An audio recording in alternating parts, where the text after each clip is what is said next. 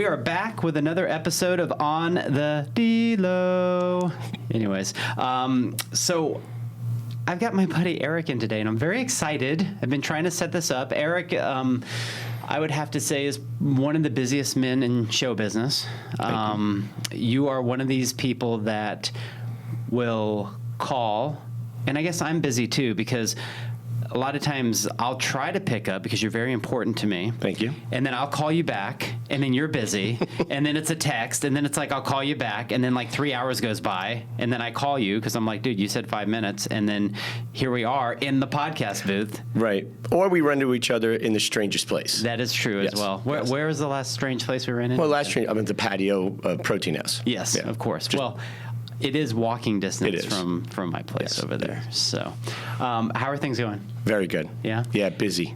How does it feel to not have to drop the kids off at school because they can take themselves? It's it was unusual. They had their first day of school yesterday, and I still got up, still made I'm a short order cook in the morning for my two boys. I have a freshman and a senior, and it was completely unusual because I literally started walking out to the garage. And so instead I just took a picture, posted it saying, here's my two boys. I blinked, and now they're both in high school, and it's awesome. Yeah, senior and a freshman. Senior and a freshman. Okay, yeah, because mine were junior and freshman. So yeah, kind of a little bit of the same age bracket, same different. And how's the freshman feeling about it? So the senior came home. Jake. He came home from school, and they go to school for like 3 or 4 hours when you're a senior. They go in at 7:30. They're done at 11:30, and whatever. So I go, how was school? He goes, fine. My Alec was a little nervous in the morning. Yeah. And then he comes home with this almost like a happy grin, but a little devilish kind of a mixture. And I'm like, how was school? And he goes, Dad. He goes, he goes to Pinnacle. So he goes, there's so many people. He goes, they're everywhere. And I said, oh, really? He's like, yeah. He goes, and he didn't want to say it kind of out loud because he's not whatever. He goes, but I saw all my friends, and a lot of the girls have changed. And, and he was just kind of talking to me about it. I'm like, this is, and I'm watching him morph into a man. And it's just so strange because he was my baby, right. And now he's, got looking at girls. Yeah, looking at girls, peach fuzz under the nose, and growing into a man, and it's crazy. Has he done the solo mustache thing yet, trying to grow it out? Not yet. My oldest one does that. Yeah. I tell him to get the dirt off his, chin and his under his nose. The cool thing they do. So you're a dad full time, and you're taking care of the boys, but you're also a restaurateur of many concepts now. But before we get into that, so you went to ASU. That's where I went. Yeah. How was college life for you? Unbelievable. I had really kind of the best of both worlds. Which kind of starts at probably a good segue into my career. Yeah. But I was outside one day washing my car. I'm a neat freak. I'm a little OCD about my car, my garage, things like that. And my next door neighbor came over to me and goes, what are you doing tonight? And I said, nothing. Why? He goes, you want to work? I said, work. I said, doing what? He goes, well, let's see. You got to stock beer, juices, ice, kegs, and probably make $400 or $500 in cash and get hit on by a bunch of beautiful women. Yeah. I go, stop. I'll do it. And so I ended up getting a job at the Blue Iguana. And I don't know if you remember the Blue Iguana. Yeah. And that's how I got into my career. And I started there and then morphed into the Maloney's and the Mastros and everything else. But how old were you then? That was 1992. And how different, if you can remember back to that day and age, and when you go to say, STK Steakhouse or whatever now, how different in the concept of the industry and the vibe is it? Yeah, that night, it was Blue Iguana at the time was one of the only nightclubs. Yeah, it was really it for Scottsdale. And if you talk about just no frills, that place was 3 bars, half of everything worked. It was the place was great. It was packed every night. And a lot of fun, but it was completely different from where you see even just what it's turned into in the way of decor and lighting and expenses that, it was plain Jane. You couldn't have made it any simpler, and it was just packed. Is it weird that like that back in and I remember the Maloney's days and we'd watch Friends every Thursday. Yeah, it was crazy, and that was entertainment back then. Now you got like fire dancing, women and sword throwing and whatever else is on social media going on right now. But how cool is it like back in the old? And we didn't even have phones back then either. Like people actually went there to be social, hang out, drink, and probably get a little too intoxicated. But it was just a different time. Yeah, it was a completely different time. And it was, it was interesting because for me, I was going out every night, but making money and not feeling, I was tired the next day, but not really feeling horrible from the drinking. So I kind of had the best of both worlds. I got to see all my friends. I got to have a good time. And at the same time, I was, making a little bit of money. And I loved what I do. I really feel I'm one of the luckiest guys in the world because I literally wake up every day and I do what I love. Yeah, no, I think that's great. Yeah. I want to talk about Maloney's. Like, what kind of? That's such an iconic, name and place out here in Arizona, and that was really the biggest place in the 90s. Oh, easily. Yeah. What was that like? You ran the whole place, right? Yeah, I helped run it, helped grow it to an extent, and at one point I did oversee the whole thing. Maloney's was epic. If you don't know, it was modeled after the movie or the show Cheers. Yeah. The name Maloney's came from Sam Malone, and that was owned by the Mastros. And the great thing about them is even at the bar level. Everybody knows from the steakhouses and whatnot, but even at the bar level, they did everything, and I learned so much from them. They did everything to perfection, even at the bar level, where you have a bunch of maybe college kids that maybe wouldn't care. They cared. Yeah. And everything had almost kind of a meaning or a reason, and you just didn't know, but it was. Yeah. And I remember sitting at the bar, and this was probably one of the biggest learning lessons for me. I'll never forget. I was sitting at the bar with Mike Mastro, and he said to me, "What do you see?" I'm just sitting there, and I'm like, all right, a bar, He goes, tell me what you see. And I go, all right, so I'm just looking. And I don't even know if he would remember this. And I remember him saying, look at the glassware. And I remember looking up at the glassware. He used to hang it upside down. Right. And he goes, it's not full. I said, okay. He goes, look at the napkins on the bar. He goes, there was just little stacks of napkins. They weren't real big. He goes, what does that tell you? And I go, we need to order more? But he goes, no. He goes, somebody coming in here, that's going to subliminally tell them you're not busy. Oh. And I'm like, oh. And it all clicked. It was amazing. And I've taken so much from that because I used to make these giant things and that people look at what he goes, we'll go through those. And it was a subliminal message to people. Weird, yeah. That, full glass. And a lot of the reason why even their steakhouses, they put all that liquor up there. Yeah. It's, wow, you're going to go through all that? Yeah. Yeah. Because we're that busy. It's a psychology thing. Yep. And everything had a reason. And I learned so much from them. And then the epic part of Maloney's was that St. Patty's Day party. Oh, it was ridiculous. That was my favorite. Mike, when I see him or Dennis or any of them, we still talk about that. And then after Maloney's, you worked for their steakhouses? I helped open up a few of them. I didn't do a lot with them. I was mostly at the bars. They had a nightclub in Tucson, and I helped out at Kokomo Joe's and a few of their other concepts. But the epic opening was Beverly Hills. Yeah. That was I've opened up probably well over 100 restaurants. That was the craziest opening I've ever done. Oh my goodness! Probably everybody under the sun. Everybody and the sun. Yeah. The sun showed up too. And the sun showed up. The sun showed up too. Are you all dressed up in a nice? Yeah, little we even had the little FBI things. So you look like Secret Service. A little bit. I had more hair then. Yeah. So in college, were you a maniac? Were you pretty even keel? I was pretty even keel. Yeah. I worked out. Worked. Yeah. 3.0 student, not just your average, whatever. I was very entrepreneurial. I was always kind of think about what I could do or what's the next thing for me or how to progress and, and whatnot. So, I didn't really, I had my nights, I'm sure, like everybody, but for the most part, kept it pretty mellow. Yeah. And then what did you get a degree in? Business. Yeah. School Same business. here. Yeah, school same. business. Right. So, babysitting degree. I'm still friends with my counselor from ASU. Really? Yeah, Kay Ferris. She changed my life. No kidding. Yeah, we still we message each other on LinkedIn. We keep talking about getting together.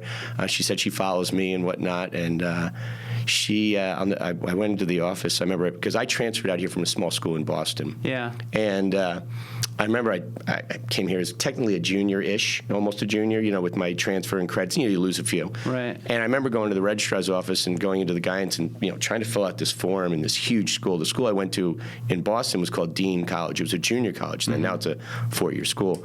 I think we only had 1,200 people in that whole college. I mean, it was small. Okay. And I came out here and I was completely overwhelmed. Yeah. And I walked in and I'm like, I need help. And she was like one of the head peeps there. And she said, come to my office.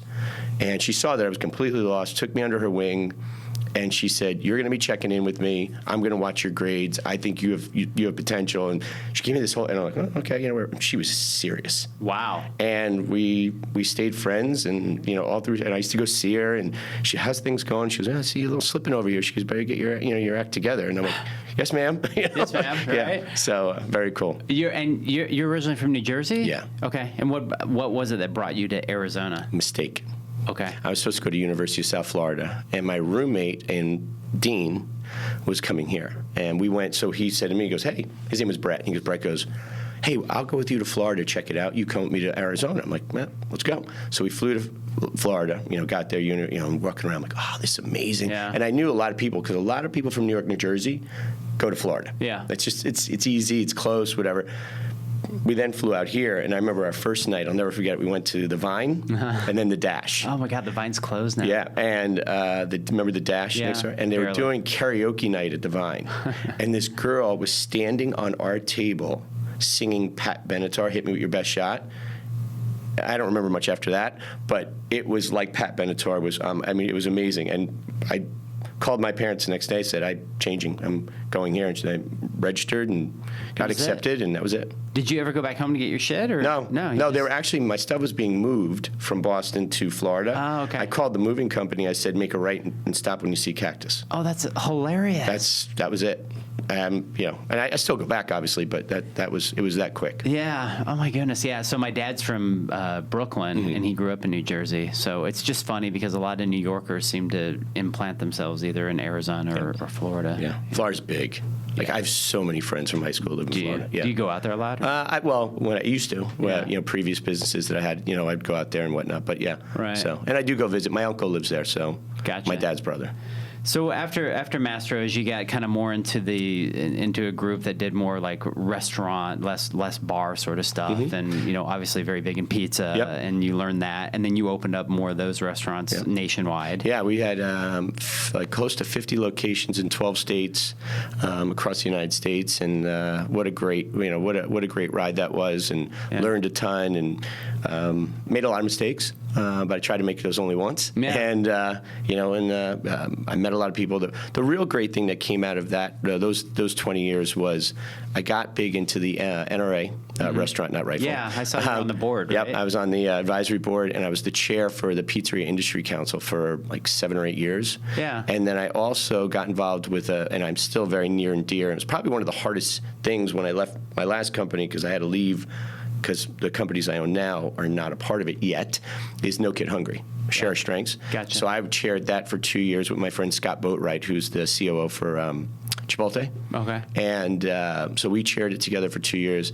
It is one of the greatest organizations and people I've ever associated myself with. Really? And I'm still very close to them, but because I left my previous life, which was a very big part of that, I couldn't stay on the board. Yeah. So do they have a branch out here? Or? They're all over. They're all over. Okay. They are. The great thing about them is they have a local feel. Yeah. But they're a national charity. Okay. Yeah. I would love to have them on here to talk about what they do for the restaurateurs. I'll make it happen. Yeah, make that happen. I will. That would be great. Yeah.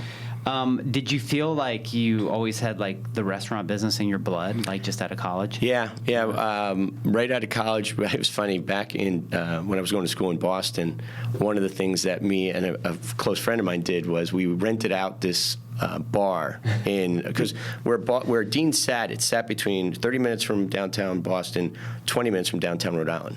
Okay. So we'd go to Rhode Island a lot, and we would rent out this little bar on like off nights, and we'd hire a bartender, and we would charge a cover to come in. Yeah. Don't ask me why, but everybody would show up. The place was packed. We'd split the door with give the bartender some money, and we would make money that way. And I literally, even like a few steps back, even in like high school, I was very entrepreneurial. I used to buy. You're gonna laugh. I used to buy giant boxes of blow pops, like the whatever, All right. and I would sell them 50 cents to friends, $1 to people I didn't know. Yeah. And I'd make like $200-300 a week selling. You'd be kidding me. Lollipops. So that's a good segue into your entrepreneurship mindset. So here you are, present day. You own Lorenzo's, which is a pizza place, and you know a lot about pizza. And then you also own Protein House, which is what, 3 locations? Actually, we just signed our 4th inside Kitchen United. We're doing a satellite kitchen. Okay, cool. And then we're working on 2 LOIs also. Very, very cool. Yep. So how many protein houses do you want to grow ultimately? I love to do 2 a year. Okay. I kind of have a strategic of about 6 to 7 more years, and I'm never going to stop working. But I think Protein House really has. I'm super passionate about it. It's fun. It's got a great atmosphere. And when I first went to it, I almost envisioned myself like owning it. It was weird. I went there with a friend of mine, and she was like, "Oh, you got to check this place out when it first opened." And I remember going in there going, "I could own something like this. This would be fun." Right. And And now you do. Yeah, now I do. 20 years, almost 12 or 13 years later. So is part of the passion for a concept like that you didn't really create, but now that you own, kind of in your mind something that you might have created because of the lifestyle that you live? Because you're a healthy dude. Yes. Yeah, I know, absolutely. And that's what really attracted me to it in the first place. And it was nice coming out of what I did for 20 years and, listen, a little tired, a little this and whatever. And then when you walk into something that you're so passionate about, but it's all set up. Yeah. And then you see the potential that, the previous owners did an amazing job. They really did. Their top line, everything about it was great. But I saw what I know, and I knew what I could do to just even make it that much better. And they saw it too. Yeah. They're still involved a little. I have a partner in it, and we each have our lane, and we just kill it. Yeah. It's doing really well. We're really excited. We've added some really cool stuff to it. Cody's your partner, Yeah, right? Cody Starrett. How did you find him? Through old Mastro's friend. Okay. My friend Jeff Berkowitz, who was the GM. Jeff, everybody knows Jeff. Everybody knows Jeff. If anybody wants to buy a Mercedes, go see Jeff. Yeah, exactly. There's his plug. But and I owe Jeff that because Jeff introduced me to Cody, who is the licensee or owner of STK Steak in Scottsdale. Yeah. And Jeff had been with Mastro's for years, and then he went over and GM'd for Cody at STK. He opened it. I remember that, yeah. And he called me up one day. He goes, "You got to meet Cody. You guys would hit it off. He's a Boston guy. You're, New York, New Jersey, blah, blah, blah. You can argue about the Sox and the Yankees, and you guys would be great." So I went over there one day, and literally it was like sitting down with somebody I knew for 20 years. Yeah. And we just started talking. Well, here's the thing. Like, I know Cody as well, and I'm so impressed with the ethic even within him that I can walk into your restaurant and I see him picking up like 7 to-go orders and going out and you know what I'm saying? I mean, this is a dude that, look, he's got some flash to him, and he owns a beautiful state. He doesn't have to be doing this shit, No. And he does. Yeah. And you guys are both built that same way. We both are. Yeah, we like to be in it. We like to work. As much as we work on the business, we love to work in the business as well. I mean, we're at a point now we're working more on it. Yeah. But the way you really get to learn a business, and I truly believe this, I learned this from my father. My father was a big developer back in New Jersey. Okay. And when I first started working for him, I'm like, I'm thinking to myself, I'll work in the office, blah, blah, blah. My first day as a laborer. He goes, Totally. He goes, get out there, sweep houses, clean up, whatever. And I'm like, he goes, if you want to learn this business, you're going to learn it from every aspect of it. And he never used the word from the bottom. Never. No. He would say, you have to learn every aspect of this business. I like that. Yeah. And I take that same thing, like when people talk about like the dishwasher, right? Because there was, the dishwasher. Let me tell you something. Yeah. The dishwasher is the CEO of every restaurant. And everybody needs to know If we that. don't have clean dishes, we ain't serving anybody. It doesn't matter how good everybody else Yeah. does, right? If there's no clean forks, knives, whatever, nothing matters. And it's that respect and that love that you give to them. Absolutely. So, I've always taken the org chart and flipped it upside down. I always believe that I'm here to serve everybody else. And really, I've always preached that the customer's our CEO because they really dictate what we do. Yeah, 100%. 100%. Yeah, you're just there to serve. Yeah. No, I love that. Yeah. I want to hear about the Lorenzo story because Sure. I really love that story when you told it to me, and I think people should hear that about how this family had owned this. Yeah. And, can you talk about that? Yeah, oh, absolutely. Yeah. So I've been friends with Lorenzo and his wife. I call her Cosma. I call her Cos. Yeah. And I've been friends with them for probably 13, 14 years. And when I mean friends, I mean like I would go in, Lorenzo would sit down, and we met in a really funny way. Me and my kids I heard about Lorenzo's like probably 15, 16 years ago. And my next door neighbor, Joe, well, actually my parents' next door neighbor, we all live kind of near each other. And he's like, he's from New York. He goes, you got to, he goes, I like what you do, Eric, but you got to try this pizza. It reminds me of like good, like New York style pizza. And then I'm like, great. And he goes, and then he's like, they have these garlic knots, and they have all these different pastas. And I mean, because Lorenzo's really, it's more than just pizza. It's a full Italian restaurant. I mean, we sell a lot of pizza. We sell a lot of pastas, a lot of the chicken parm, and I mean it's everything. And but that being said, I went in there because I love pizza. And I got to try this pizza. Yeah. So me and my kids went in there, and we sit down and we're talking, and the pizza gets delivered. It's, we got 16-inch cheese. Because if you ever want to know if pizza's good, you got to get cheese. Cheese only. Cheese only. Because you could pretty much put pepperoni. You can disguise it. Exactly. You can mask it. So we get a large cheese, and we all bite into it, and we're all like, and Lorenzo comes over, and I didn't know it was him. And we start talking, and then my kids start telling Lorenzo what I do for a living, and we start, and he was like, "Oh my God!" He sits down, and we just became friends. I mean, after that, like every time we'd come in, he'd see my kids come over. He knew that I loved the penny vodka. Yeah. His vodka is off the charts. I mean, sauce, not the alcohol. Yeah. But anyway. 100%. Right. But I'd go in, and he'd bring over a little bowl of it for me, and I'd just eat it. And so we just became really good friends. Yeah. So in end of 21 during COVID, I was going there quite a bit, just supporting them, because you go to where you support your friends, during those times. Where's the location at? It's around the corner. It's the northeast corner of Pinnacle Peak and Scottsdale Road. Yep. So it's right next to that big Ace Hardware, right near the Shell station. There's a bunch of stuff. You got to try it if you haven't been. So, thank you.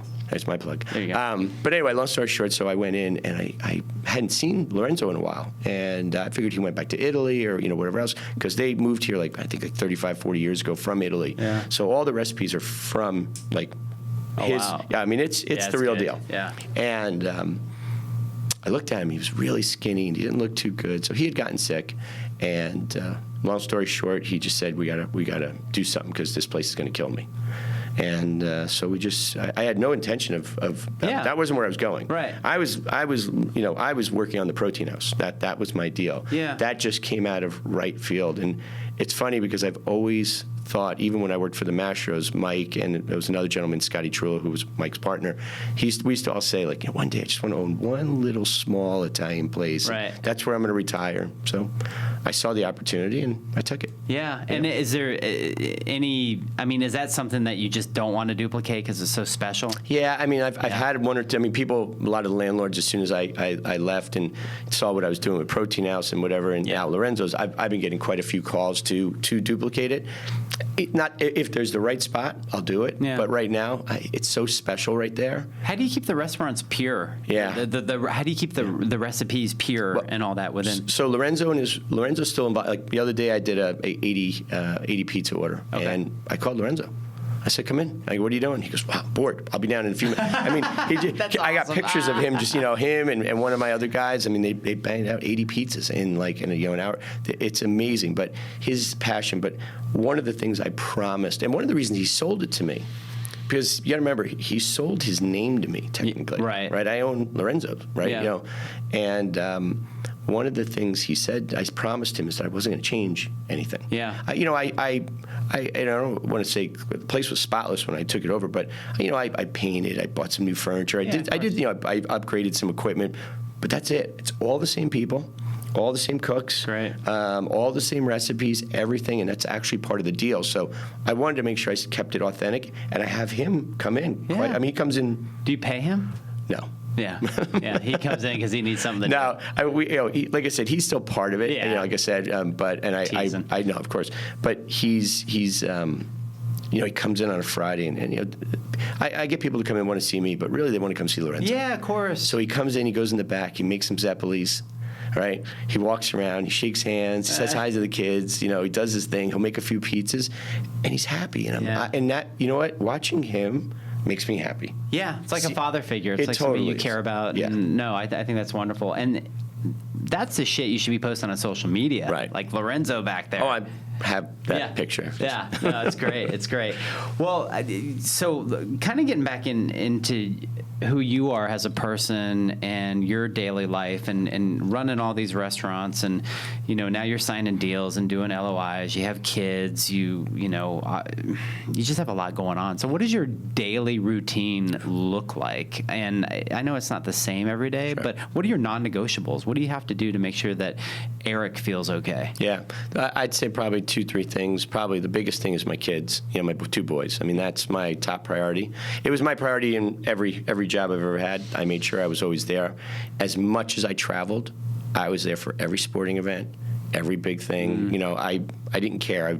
Even if I had to pull money out of my own pocket to fly home early, I was there. Did it. So those 2 are the most, they're my highest priority. Family overall is my priority. Yeah. For me, got to stay. I have to stay. I have to have my time. So I take about an hour a day. Whether it's working out, reading something, even taking a nap. Yeah. I just want my time. Right. So every day I take about 45 minutes to an hour of my time. And then, like I said, I am a big prep or preparer. I always believe that if I'm going to be successful, I got to prepare today for tomorrow.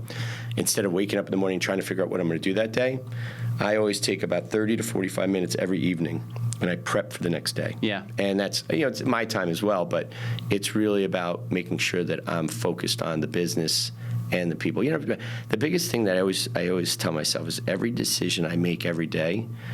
Back then it was 3,000-4,000 people, right? However, but now it's a few hundred people. So when I make a decision and it's a good decision, it really affects everybody that works for me. Yeah. And if I make a decision that's a bad decision, it affects everybody that works for me. Right. So, and not just them, but them, their spouses or significant others, their children. Mm-hmm. So, if you have 500 people that work for you, you're really affecting probably double that, 1,000 people. Yeah, and if you're not good, they're not going to be good. No, and they see it. Yeah, they really do. Yeah. And as an entrepreneur and somebody that owns and runs these businesses with all these people, whatever resonates off of you, they can see it, they can feel it, and then it's kind of like, I don't want to walk on eggshells around. And I'm sure you've seen owners and situations and all sorts of stuff in this industry where it can really take a toll on them. And so if you're not doing the things to take care of yourself, and in my opinion, it's sleeping, it's eating right, all that stuff. There's a time and place for everything, but I think the majority of your time, and as you're in your 40s, 50s, and 60s, it's like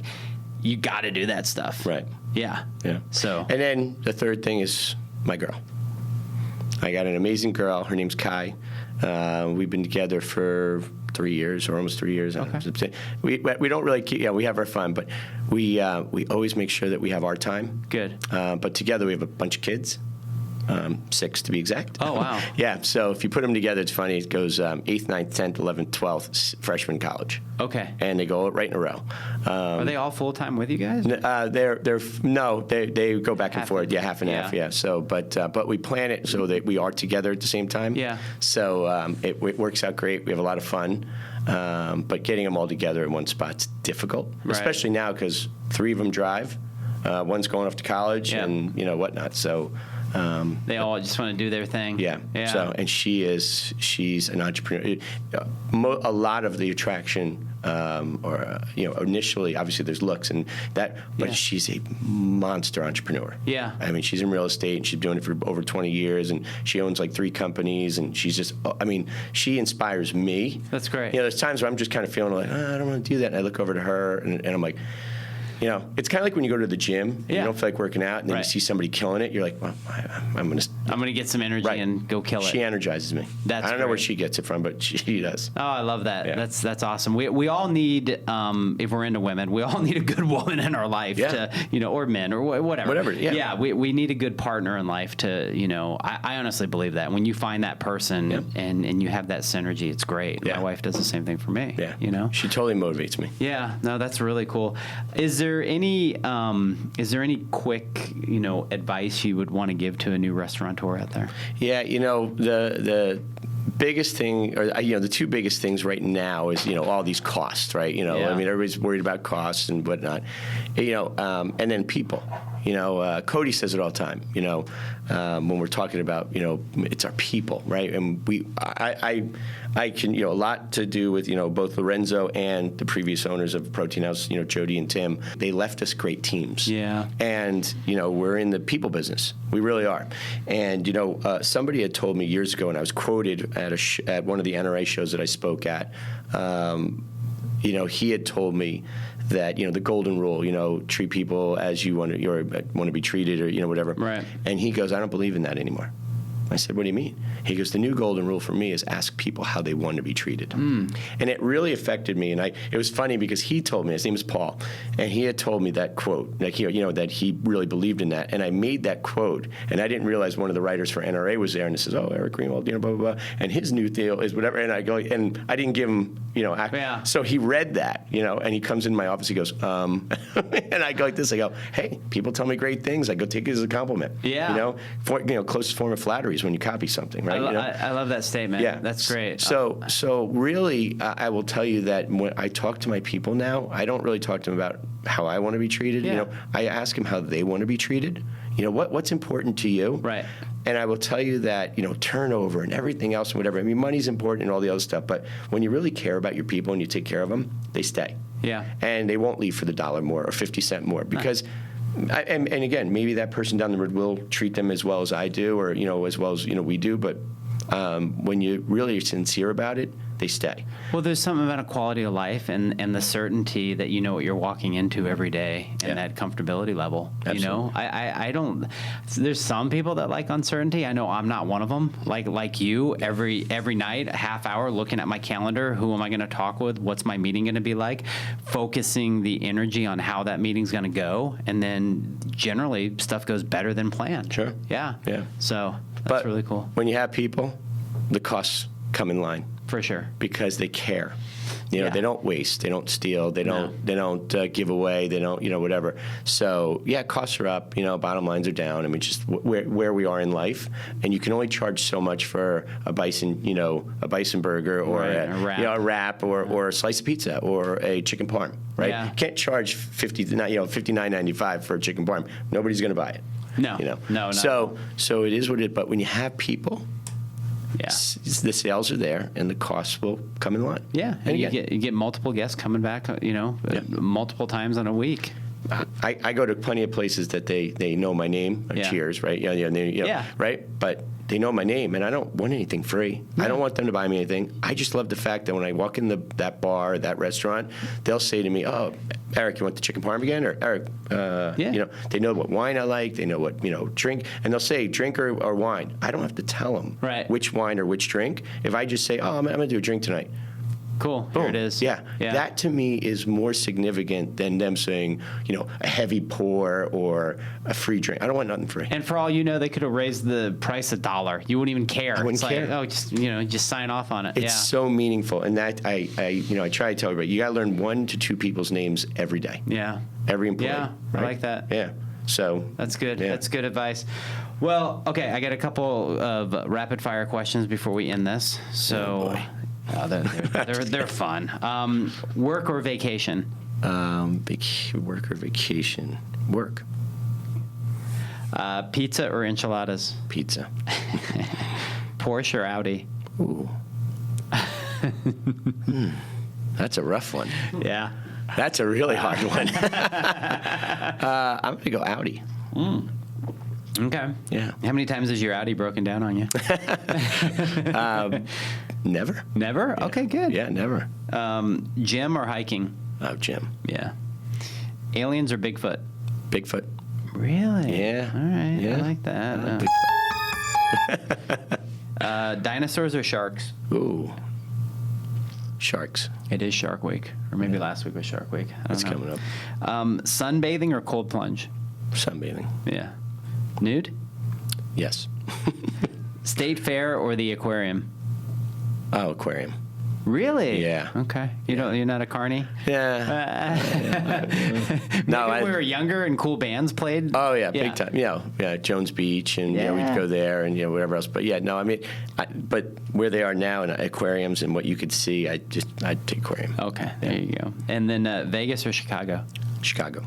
Gotcha. Perfect. All right. Where can everybody find your Protein House and Lorenzo's? Sure. So I'll put it all in show notes, but just if you want to talk about what people can find. Yeah. So meaning like where are they located? Yeah. Oh yeah. So Lorenzo's on the northeast corner of Scottsdale and Pinnacle Peak, and then I have now 4 protein houses, but 3 open. Scottsdale and Mayo, right near the Whole Foods and all the PetSmart, right where the new Buck and Rider opened up. Yep. Arcadia on Indian School and 32nd, and then Gilbert in Pecos and Higley. Yeah. And then we have our 4th one opening up inside Kitchen United Mix on Shea and Scottsdale. It would be the southwest corner. It's a little hidden. It's right next to the Bedmo. Yep. Yeah. So there, I've had other restaurants in there as well, and and whatnot. But we're going to be using that one as a location. We're excited because we're doing stuff with Chaparral High School. Yeah. So it'll be real convenient. You're very giving, and I appreciate you helping out with my dad's fitness show. And I'm actually we'll talk about this after, but I got you a free booth there as well to promote Protein House and do all that stuff, and we can talk about that. But I want to make clear to everybody from your mouth, like, this food's really good and really good for you. And when you guys print out and you do the science on the calories, I'm sure corporate's doing it. I mean, you have a formula that you go through, and it's not like people are getting bad seed oils or any of that stuff. Yeah, so Andrew Bick, who is the owner, he's the franchisor. Yeah. So Protein House is a franchise. Cody and I have, I don't want to say Arizona. Technically it's Maricopa, but I'm sure we have Arizona. That being said, I will tell you, I have never met anybody that was so passionate about his food as Andrew. Yeah. I mean, so knowledgeable. It's inspiring. He came out and we did a segment on TV, and the way he even spoke about it, I'm a big energy person. Like I love having good energy, and I love reading other people's good energy. Yeah. And I love affecting energy. And his energy is just off the charts about his food. And and that's what also was another reason why I wanted to do this.